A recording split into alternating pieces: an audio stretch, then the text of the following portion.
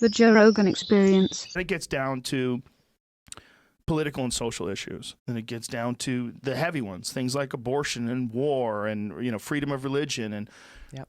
and these things, I think, are the ones where we should all just be communicating as calmly and as objectively as possible, and we should discourage this tribal perspective, discourage this idea of being married to your own ideas and trying to win these arguments, Yeah. which you see in Congress, which you see in political campaigns, which you see in television news is a fucking dumpster fire. Yeah. Every single time they have the panel with the three people, it's just I can't watch it anymore. It's nonsense. Yeah. Thank you for your time. What waste is this? It's Yeah. just people shouting over people. You never find out what the fuck anybody really believes. You just hear their talking points blurted and vomited out. Right. And The this facts, the news, Yeah. what's actually happening is completely lost. and it's so limited. Yeah. And this is how a lot of us are getting our view of the world. Yeah. And I feel like things are changing. I think the world is a different place than it was even just 10 years ago. I think so too. humans are different. And I Yeah. think we're not aware of how much all of this conversation on all of our analyzing the world around us has shifted over the last decade or so. Mhm.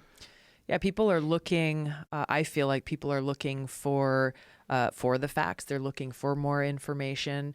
Yeah. They're less likely to just accept at face value what they're seeing on TV or what they're hearing, which I think is a positive thing. And I think we do need to look at the leadership of this country to set this culture for civil discourse, for making it okay and encouraging actually those kinds of conversations. And that's where if you watch C-SPAN one night when you can't fall asleep, you'll see in the floor of Congress, you've got the Democrats who are all sitting on one side. You've got the Republicans all sitting on the other side. And unfortunately, not often enough do you see intermingling and conversation and people going to the other side of the aisle and actually getting to know people. That was something that when I first got elected, I was told, look, as a new member of Congress, serving in the minority with Republicans in charge, coming from a small state like Hawaii, you will never get anything done. So just accept it. Just accept that reality that you're not going to get anything done. Wait several years or whatever. But one of the first things that I did was I got to get to know people. I got to make friends. So my mom and dad, they're small business owners, and they have this macadamia nut toffee business.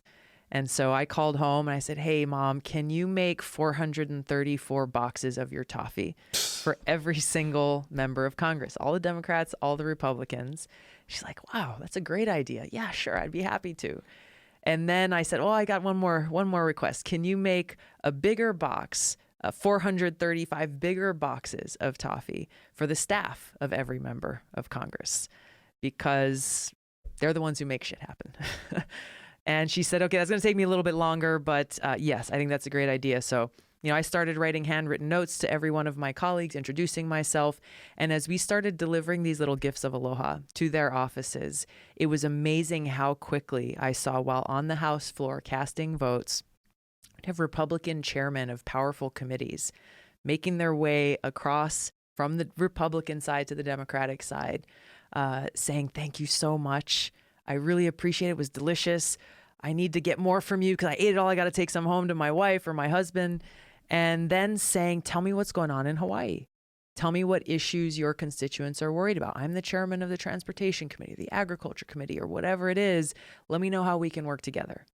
Just that one small outreach of aloha opened the doors to these relationships that enabled me to be able to pass my first piece of legislation, like my first 6 months as a member of Congress from a small state in the minority as a Democrat.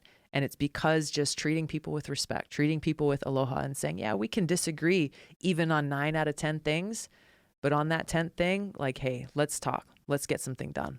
Was that eye-opening for you? And did you, at that moment in time, realize, like, hey, I not only can I make an impact here, I can do this the way I want to do it. Yes. I can be a kind person and reach out and Yeah. and I don't have to listen to these people that are entrenched. Exactly. It directly disproved what we were told in those first days as new members of Congress in Washington, and further affirmed what I already knew, both from what I learned from Senator Akaka, what I knew from growing up in Hawaii with the Aloha spirit, that this ability to transcend all of this superficial divisiveness, whether it be based on politics, like you said, or religion, or race, or ethnicity, or any of these other things, is what has the power to bring us together as a country.